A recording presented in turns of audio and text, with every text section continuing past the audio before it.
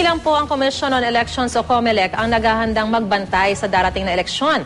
Ang election watchdog na National Movement for Free Elections o NAMFREL, tutuparin daw ang pangako nilang siguruhing malinis at payapang eleksyon. Ang mainit na balitang hatid ni Rida Reyes. Sa mga nagdaang eleksyon, nagbantay ang NAMFREL o National Movement for Free Elections para matiyak na malinis ang maging resulta ng botohan sa bansa. Noong 1986 snap elections, ipinakita ng NAMFREL ang dedikasyon nitong magbantay, lalo na sa mga balota. At kahit papansamantala nitong itinigil matapos bawiin ng COMELEC ang accreditation bilang Citizens Arm para sa 2010 national elections, patuloy na nagbantay ang NAMFREL na nagsagawa pa ng sariling parallel count ng mga boto. Ngayong 2013 elections, masaya ang grupo sa muling pag-accredit ng COMELEC sa kanila bilang election watchdog. Hindi raw sila natitinag kahit pa ang PPCRV na o Parish Pastoral Council for Responsible Voting ang itinilagang official watchdog ng COMELEC at hindi ang NAMFREL. Handang-handa kami sa NAMFREL na makipag-coordinate maski kanino.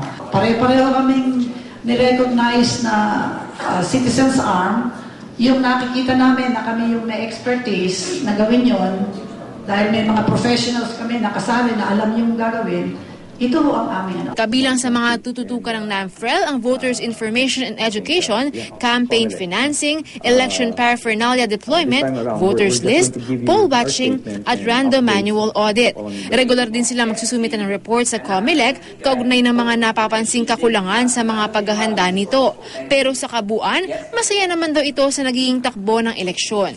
NAMFREL has been known as an organization that speaks its mind.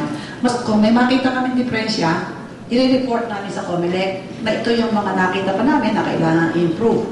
Pero kung nakita rin naman namin na maayos yung ginawa nila, sasabihin din namin na maayos yung ginawa nila para to build confidence in the system. Sa ngayon, may 150,000 volunteers na ang NAMFREL, pero bukas pa rin daw sila sa mas maraming volunteer na handang maglaan ng panahon para magbantay ng boto ng bayan. Rida Reyes, GMA News.